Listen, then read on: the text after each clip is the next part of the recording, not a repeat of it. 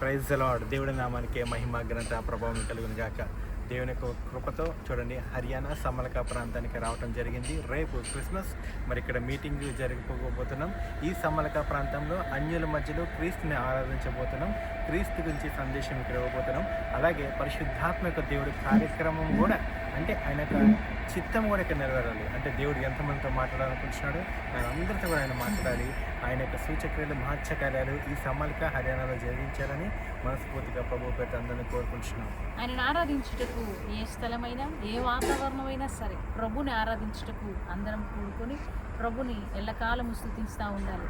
మరి ప్రయాణాలన్నీ ప్రభు దీవించి మరి ఆశీర్వాదకరంగా ఈరోజు ఉదయమే ఇక్కడికి రావడం జరిగింది.